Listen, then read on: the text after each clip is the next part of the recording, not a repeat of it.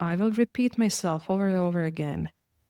People who went through trauma and complex PTSD are the most valuable activists we have on this planet.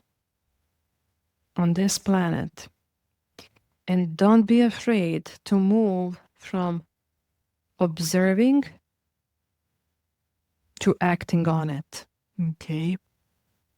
So when we have a silence as a tool of survival, there is one big gift which gets to be born from it.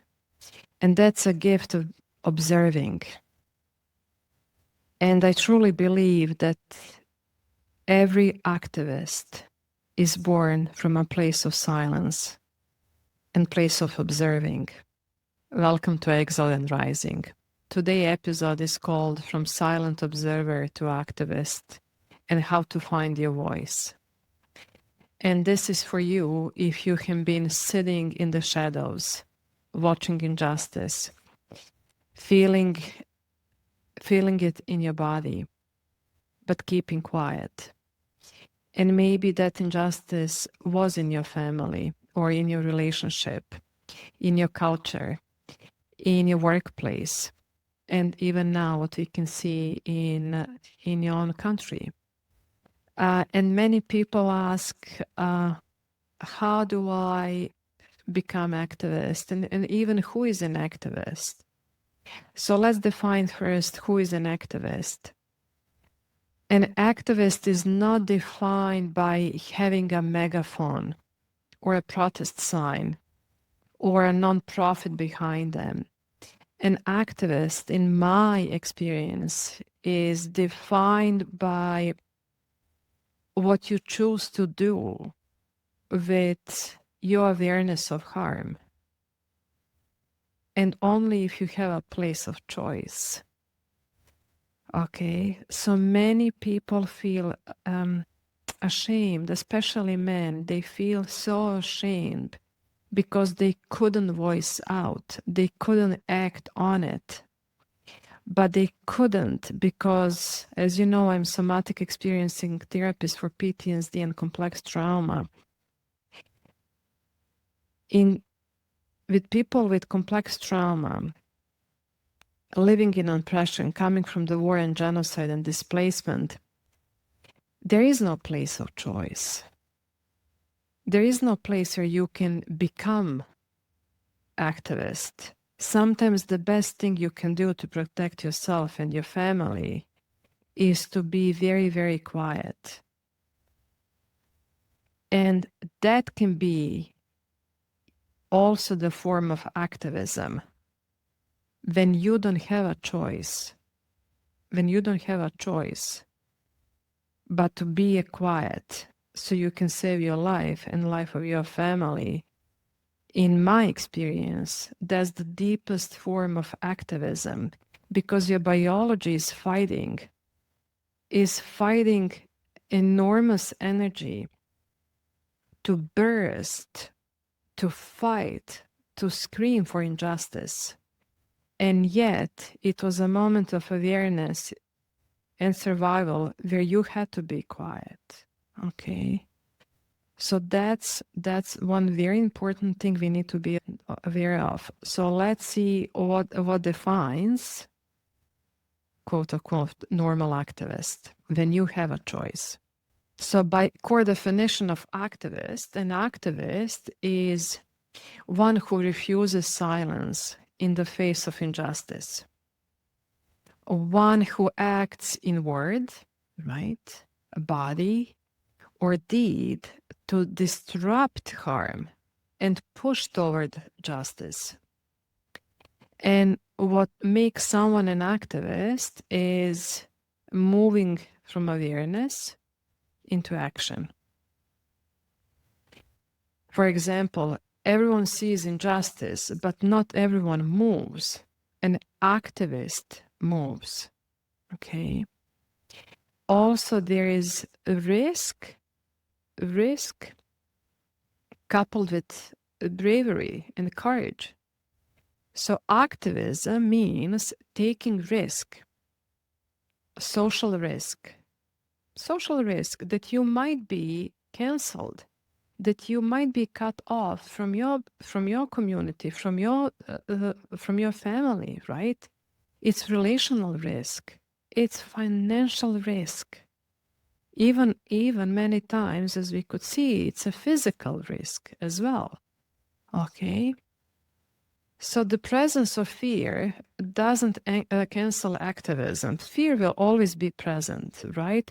But that act of moving defines it. Also, we have witness and we have a voice. So activists bear witness. So they see clearly, right? But then they also use voice. They refuse erasure by naming what others want. Okay, so it's not only witnessing doesn't mean anything for activism if we are not expressing in any form, right? And then we have a personal and collective. An activist doesn't only fight for self, it fights for humanity. It fights for moral justice. It fights for the human next to him, right? So activism is very personal and collective. So it needs to be both, right? Activists, they know personal survival and collective freedom is here. It's intertwined. Okay. What activism is not, activism is not agreeing quietly. Because agreement without disruption, without naming, without this expression is still obedience. Being quiet doesn't mean anything. Okay? If you're agreeing quietly, that doesn't mean you're acting on it. You're still witnessing. Activism is not being liked. You won't be liked by many people. Okay? And activists are often rejected before they're remembered, before they make an impact. So if you feel like you need to be liked, right? Well, you simply cannot be activists, right? Because you will disrupt other people's opinions many times, right? So let's see the examples of it. So what would be examples of activism? Living in an abusive home and naming and speaking that abuse happened when you're ready for it is activism. Marching against police brutality, activism. Marching against government tyranny, activism. A worker organizing colleagues for fair pay, activism. An exile writing truth about war crimes, genocide, when silence is expected, activism. Okay? So in short, an activist is anyone who can choose, not everyone can choose, but who is in a place of choosing resistance over silence, clarity over obedience, and action over numbness. Okay? So we will see what activism means on micro level, right? And on macro level as well, right? So micro activism is very, very important. We start from this micro, this is between me and me. And it's this is how we get this ripple effect of moving more into activism, what people see on TV. But you start here. So in relationship, your activism, okay, so you can call this is my self activism, okay, when you need to advocate for yourself, you're your own activist, you're an activist for your hurt parts, for your inner child, for a person who was not treated well, okay.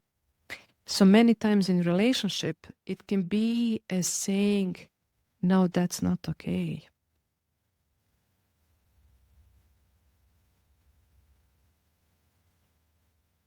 Mom, dad, that's not okay.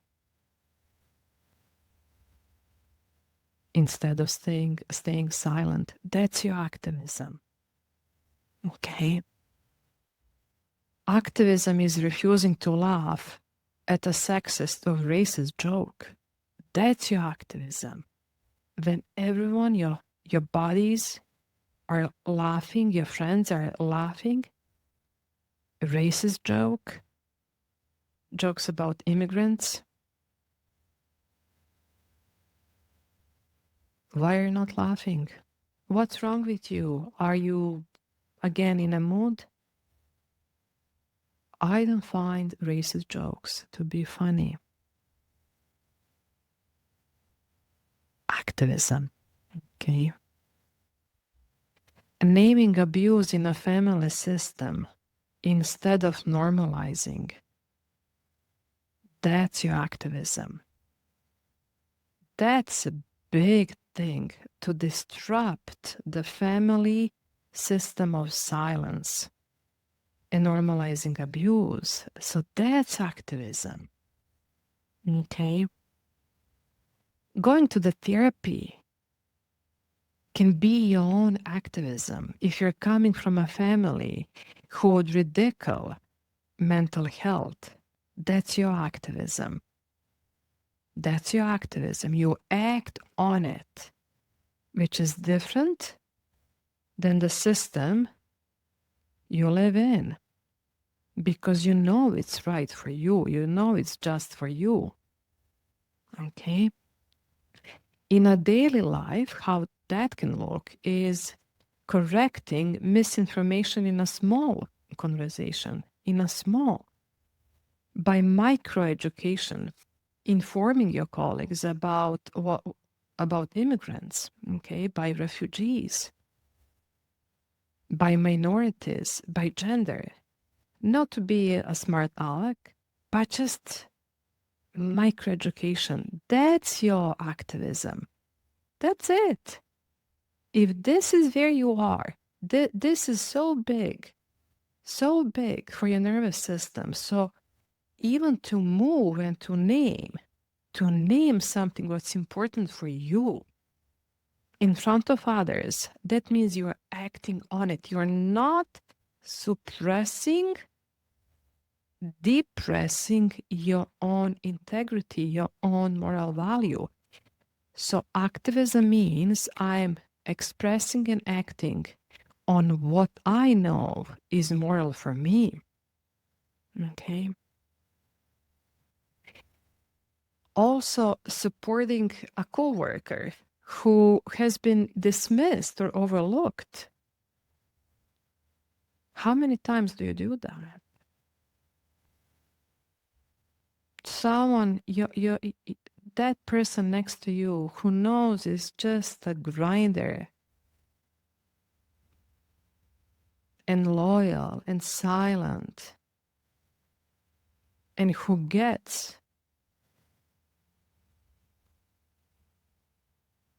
to be dismissed, promoted, name it, activism. Okay. And also asking who benefits when a rule, policy, or tradition feels unjust. Who benefits when something feels unjust? You know it's not you. Okay. So how is activism on a personal level, personal healing is breaking silence about your trauma. It's a big thing, breaking silence about your trauma. What would that look like? Support groups, journaling, and then going to the groups, reading about it, writing the post, posting on YouTube podcast. So that's your activism.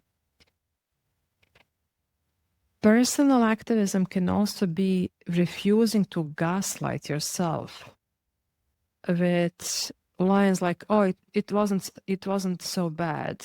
At least I wasn't arrested, or I wasn't killed." No. Activism again means doing what's just. You're not doing justice for yourself if you're devaluing, dismissing, disregarding your own experience, okay, or anyone else. Okay.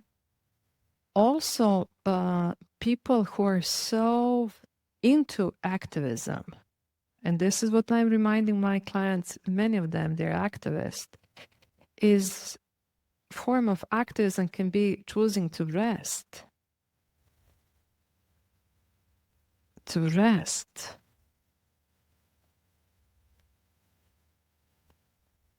Because taking care of yourself and your own healing is also the resistance. Because if you're thinking, I have an episode about tyranny and obedience, where system wants you to be so exhausted so you cannot use your mind, your thinking, and its system wants you numb and obedient.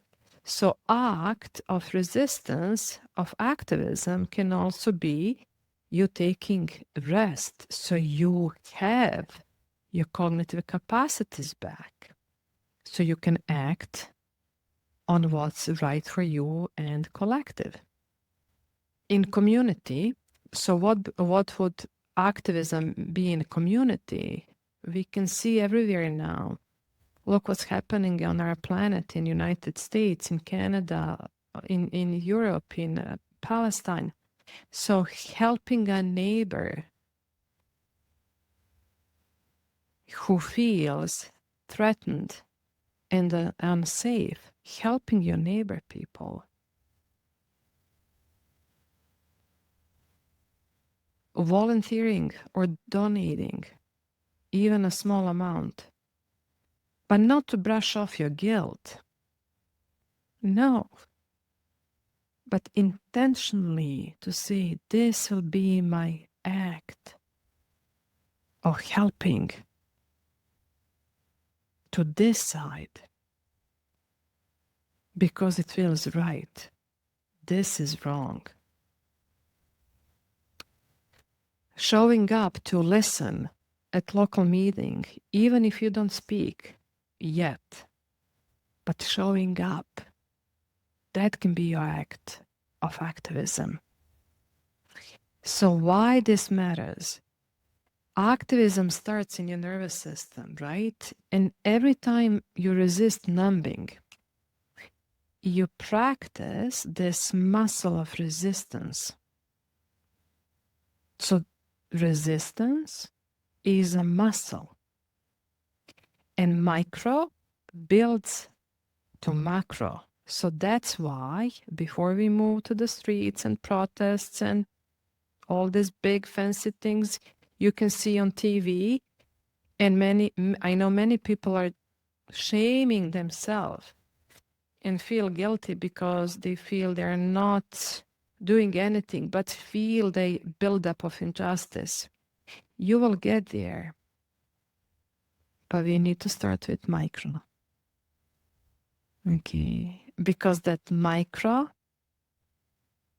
the courage to say no to a partner, to your parent, right, is your base.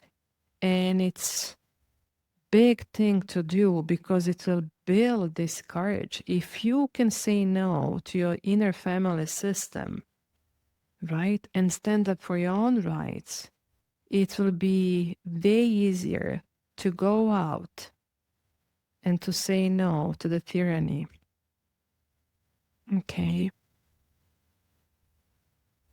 And system collapse from 1,000 small refusals. So you don't need to wait until you're ready for a march.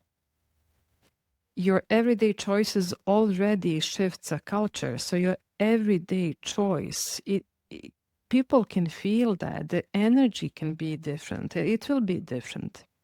Okay. So if you're at the beginning of becoming an activist, if you want to join, there is in the link in the show notes, you can check how to become an activist, the lessons I'm teaching. So the link is in the below, how to become an activist. But for beginners and for people who are more into macro activism, but keep this mantra, right, for beginners. Activism is not just protest. It is every refusal to obey harm. It's every choice to speak truth. And every act of care in the face of power over. It's an act of care toward that someone next to you. And you start here by act of care between you and you. So let's explore what's below before we move to activism. Is a big silence, and silence is survival. What's below, what needs to be disrupted and honored, is a silence's survival. And silence often begins in the home.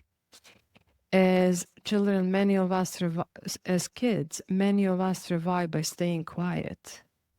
And we learned, don't provoke, don't question, don't confront, right? Silence kept us safe. But what once kept you alive becomes the very thing that can kill your vitality as an adult, right? In abusive relationships, silence means being safe, where you had to tolerate insults and betrayals and neglect, right?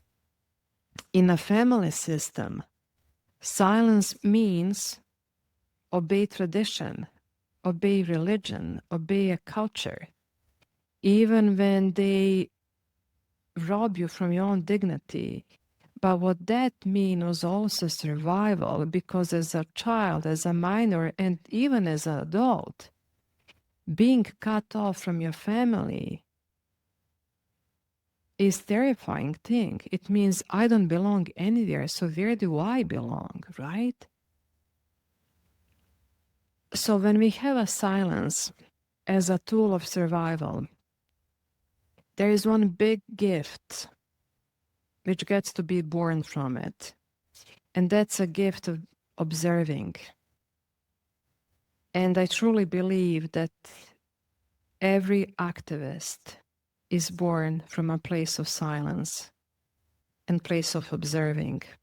Because in deep trauma, one thing what save you is being able to observe and notice and to develop your critical thinking, right? And you had to be silent for many years, maybe even now, and honor that. If now you have to be silent, honor that. If you removed yourself from unsafe place, but there is still this survival mechanism alive in you, and you can speak now, right? There is a big gift. There is a big gift, and there is a time where you can move into becoming an activist from observer to activists. Okay, so I just want to take a pause and a moment to reflect on this. Okay. The gift of being activist is born from a place of silence, from a place of being observant because you had to survive. Okay.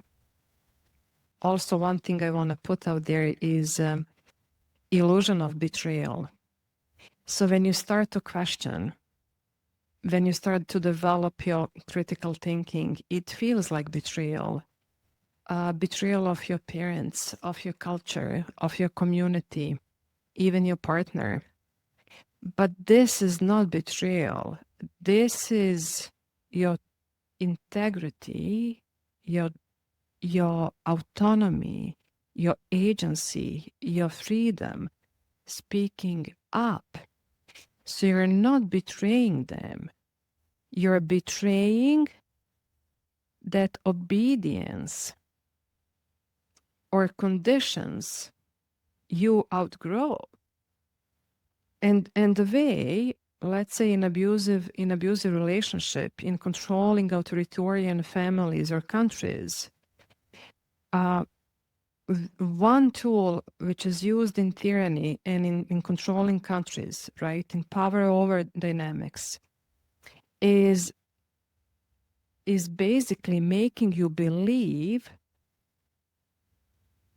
questioning is betrayal. The moment you start to question, you start feeling as you're betraying. You're not loyal anymore to your family, right, or to your partner, or to your country. And in that way, which is a very smart thing to do if you're thinking about this, is you self-police, right, your silence. But betrayal is not in questioning. Betrayal is when you abandon your moral values, when you see injustice done to your neighbor, done to your friend, and you're silent. Okay. So this is how you can develop, right? The more about this is in the lesson below. But let's see how you can move from this personal activism to a public voice. Once you begin speaking in your personal life, that same courage will expand outward. So you will move from observer, right, noticing quietly. How many decades, if you take a look, we spend in that place? There is enormous intelligence in you and wisdom. And it's a time to give that back to someone who is at that observer place and who is not safe, to make a choice to be an activist. Okay? So, observer is noticing quietly, and then you're moving, you're leveling up, okay, as in game, to a whisperer. You start to speak in a safe circle. So you find your person or two people, 5 people, you find that safe space. You're becoming a whisperer. So many groups, support groups, are right for that, where you can start speaking in a safe circle. Okay? And then you're like edge walker. You're testing your voice in public. So that can be also speaking out in the supportive group, right? That's public. Okay, that's public. Or at some family meeting or community meeting, right? Then you're becoming a witness. Okay. A witness. So this is quite a shift here. But you're observer. You have that intelligence, okay? Don't deny that. Don't deny that. That's the gift of trauma, right? Naming clearly what others deny. That's a superpower. That's a superpower. That's a superpower. How not to be in the place of doubting yourself. Then we have a voice. So the voice, okay, this is what I'm doing. I'm creating, I'm writing, I'm organizing, I'm speaking out, right? Many voices are on podcast, on YouTube podcast.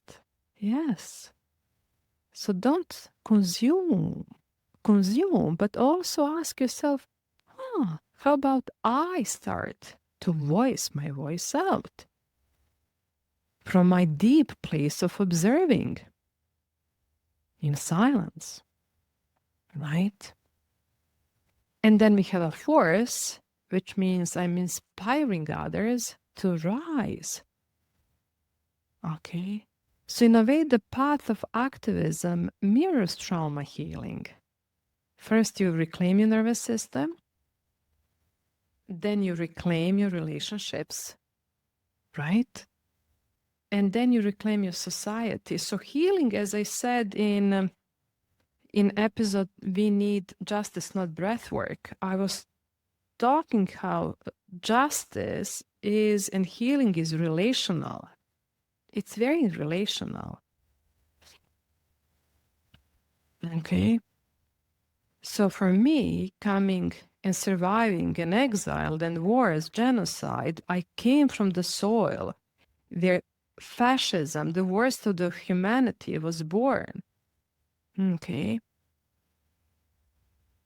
Silence, obedience, numbness was the way how you survive. But also the medicine, the way out, right, is to develop from observing, contemplating. You develop your critical thinking, and from the place where you see the horrors, you also see complete opposite side, and that's humanity. Humanity, which is unbelievable to describe, and solidarity, and moral clarity. This couldn't be born if I didn't witness and experience this. Same goes for you. So you have this, right? So the trauma healing, pain, suffering, so much pain. But also it gives us this, knowing what's right. Knowing what's right, you know what's right coming from this. You know what's just, you know what's human, you know how it feels to be treated without any humanity. So you know what's dignity. Voice. You're activist for this. And you're against this. Okay. So your voice disrupts this. Your action on it disrupts this. So what you need to remember when you want to explore this, or when you're in it, okay, is that speaking the truth is not cruel. Speaking hard truth about obedience, tyranny, or abusive relationship will always feel too much for someone. Okay? And that's not a sign you're wrong. It's a sign that you're cutting through someone's denial. Someone too muchness, when you're here, if this is your why, someone too muchness is not your problem. That's their problem. That's not your why. You're not stopping because it's too much for someone, because you made someone feel, filled with discomfort. That's their therapy. You know your whys.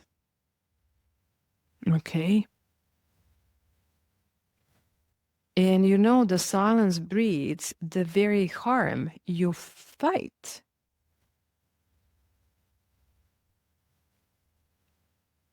And if you're moving into this to please everyone, right? To be liked by everyone, you risk reinforcing the systems of apathy, of being dissociated, being obedient, being numb, that you don't want to be part of this.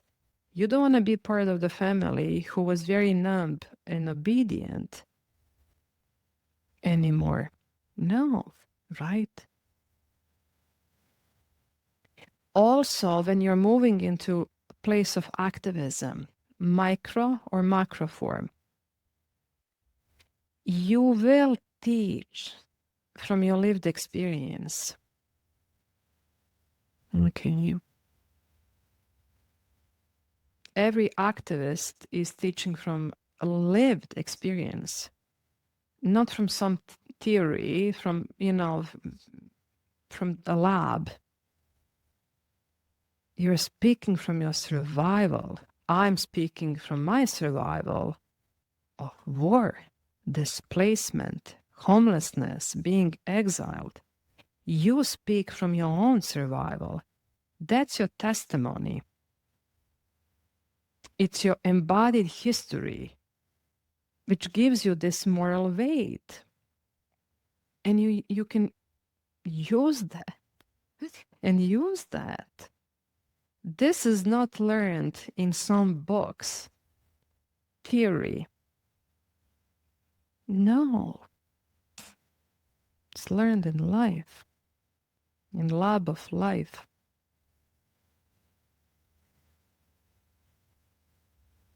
Okay, so when your activism is challenged, you go back to your lived truth, and no one can deny that.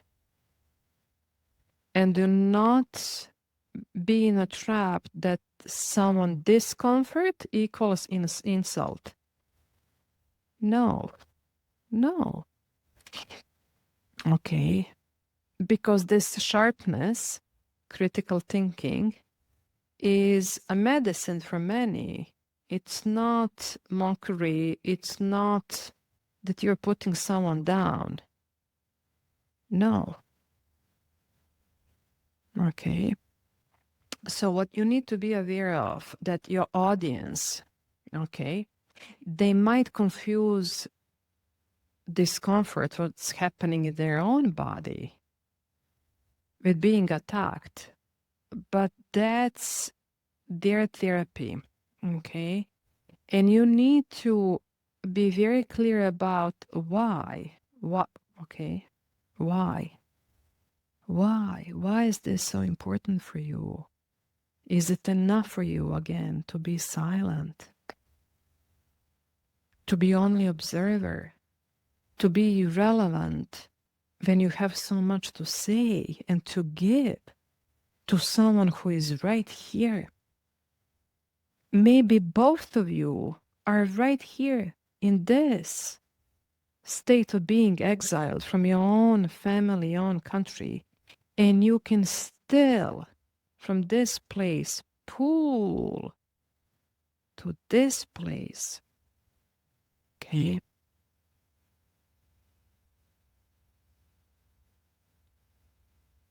Or both. Both. We know this in war.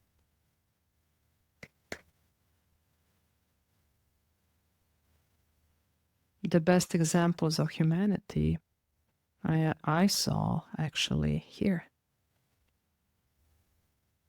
in horrors. Okay. And also think about this, that not everyone will be your people. That's normal. People will resist. People will feel this way. People will feel offended or too much, right? But that's okay. You're not serving those people in this moment. Maybe this is just enough for them. You're serving someone who needs you, right? So normalize that you will be misunderstood. Don't take it personally, okay? People who are so invested in comfort of silence, not because they don't have a choice. Silence is a place of privilege, okay? They'll call you angry, negative, crazy, too much, but this is their projection. It reveals their fear, not your truth, okay? So, and activists on micro or macro level are always rewritten by those loud ones, privileged ones. But you stay grounded in your own narrative. You write your own activist bio in your own words, right? That's your practice. That's your practice.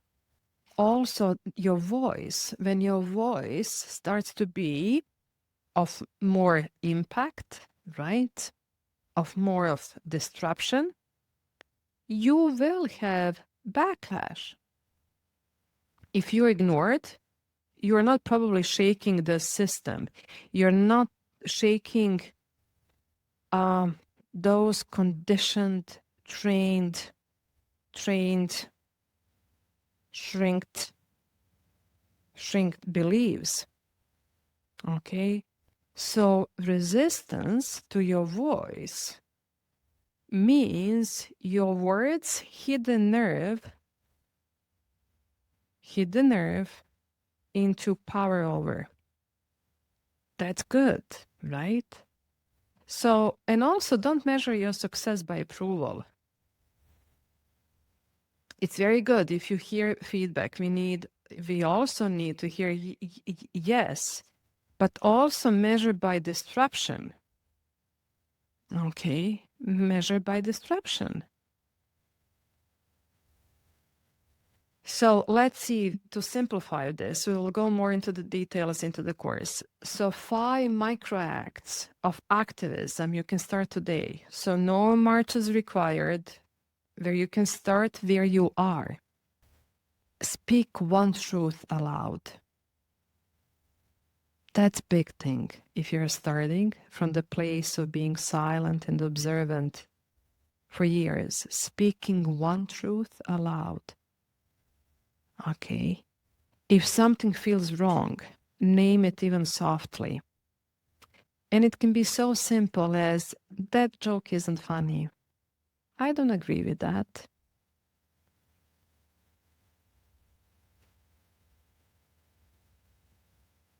This is just activism between you and you because you spoke your truth, right? You stick with your moral values, with your principle. Okay? So that's one way of micro activism. And by micro, I mean just between you and you. It doesn't mean it's less important. It's so valuable and it's so important. Okay? Second, you can refuse harm in small circles. Okay? So you can set up a boundary with a partner, with a family member, with your kid, with your friend. And this micro resistance, micro activism can be as, don't talk to me that way. Don't talk to me that way. Activism. Okay. stand with one person. If someone is ignored, dismissed, or attacked, and you know how that feels, right? And that's why I will repeat myself over and over again. People who went through trauma and complex PTSD are the most valuable activists we have on this planet. On this planet. And don't be afraid to move from observing to acting on it. Okay. So if someone is ignored, dismissed, or attacked, stand beside them.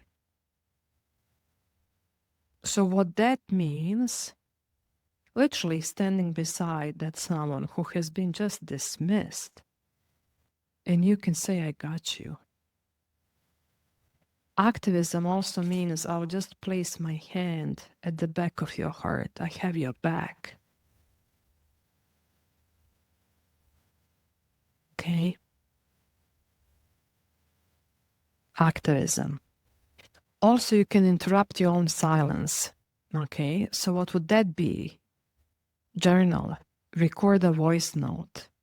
Okay? Doesn't have to be public yet. But also you can share a post about what matters to you. Okay, so micro step would be also speaking to yourself, right? Before we move to the speaking out there, right? So every act of truth, no matter how small, is activism, right? And silence builds tyranny. Micro courage, so micro bravery, builds your own freedom. Okay. So let's see 5 next level steps in activism, right? When you graduate from your own private activism, right? And we always do this, always, throughout the whole life, right? How do we move to the public impact? So how do we move from private voice to public witness? You can move from journaling or whispering to posting, to speaking, right? Or naming injustice in public spaces. And start small. And you can always say, this is my micro experiment. I'll just do my micro experiment of activism. I will say something out loud in public what has more value for me. What's my truth? It'll be micro experiment. Okay, that's it. That's it. Okay, so you start small. You start small. Then you start speaking to the public. Okay, so example can be sharing a personal story online. And it doesn't have to be feeling of you're exposing yourself, right? But sharing something where you know it will make an impact on that person who is still in the place of being silenced because it has to survive. Okay.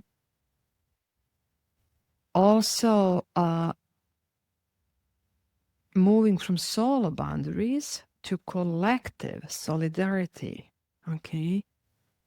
Begin aligning with others who share your values. That's big power, to be with people with shared values. So this can be join a local group, support group, show up at a protest. Okay. Support your friend cause publicly. And then you can also move from reacting to creating. So instead of only resisting, right, create alternatives. So what that can be is you can start support group, right? You can organize a workshop. You can make an art or content that educates and inspire, right? This is many podcasters, this is what you're doing, the therapists, the teachers. And you can also move from bystander to upstander, take risk to intervene when harm happens, online or offline. You can call out on misinformation. You can call out. You can defend someone targeted. You can write to representatives. Don't stay silent. Don't, right? And then you can move from awareness into action strategy. Okay. So begin organizing your activism so it sustains. What that means, you can run monthly commitments. Okay. Volunteering, donation, events, create a long-term collaboration. You can mentor others. Okay. I do lots of mentoring. Also, you can sign up for if you want to be an activist, but it can feel very lonely. Sign up for monthly meetings. Here, the link will be below. Okay. It will be a community group of activists where we will share how activism is showing up in our lives, in our community. Okay. So, with all of this, remember, activism grows like a muscle. Micro truth, build courage, build that bravery, build that muscle. And then collective, once we move from micro to macro to collective actions, builds change. Builds change. Okay. So if you want to implement the activist growth path, teaching lessons is below. How to become activist, right? And one thing also I just want to name here, who is not an activist? Activist is not someone who consciously choose to stay silent because of their own convenience. It's going to disrupt their frequency, their energy. That's not activist. That's spiritual bypasser, okay? Neutralizers. People who always say both sides are valid when they know one side is oppressed. In this case, neutrality protects the oppressor. It's not stand on the side of the justice. And there is nothing spiritual about this. Okay. Consumers. People who read, share, or scroll through activist content, but never embody in action, in relationships or choices. So consumers only, right? It's not activism if you're not acting on it. Okay. Followers without thought. So someone who obeys culture, religion, politics, or family without questioning, right? Mistaking obedience for loyalty. That's not activist. That's not activist. Because people can really feel, oh, this is what I am doing for my family, for my country, right? But it's still in a frame of being obedient. Also the cynics. People who dismiss activism as pointless or dramatic or waste of time. There is nothing we can do. Everything is doom and gloomed. And cynicism is a shield to avoid responsibility. Okay. And the last one, the silent beneficiary. Those who quietly enjoy rights, freedoms, or privileges others fought for, but refuse to risk anything to protect them. Not okay. Oh, not okay.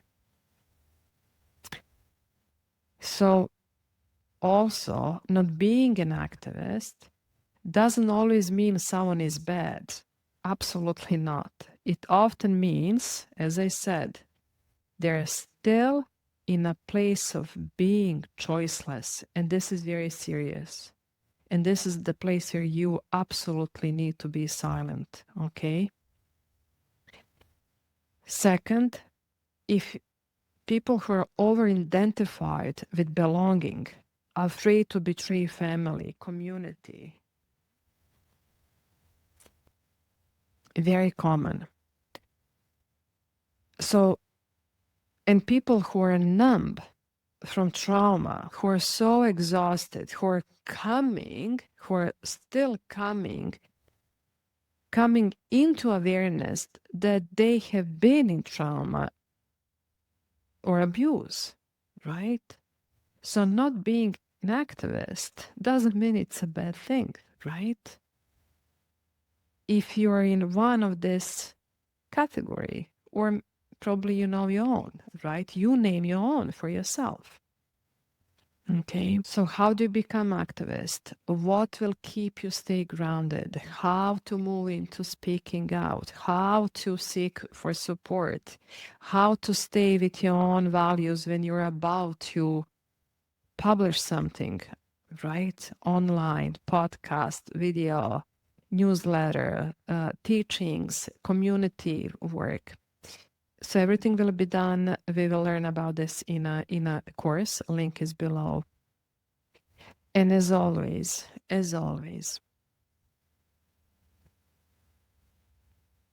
pause, reflect, be gentle with yourself. Be gentle with yourself now more than ever. And until next time, I'm Anna Mile. This is Exiled and Rising. Much care. Much care.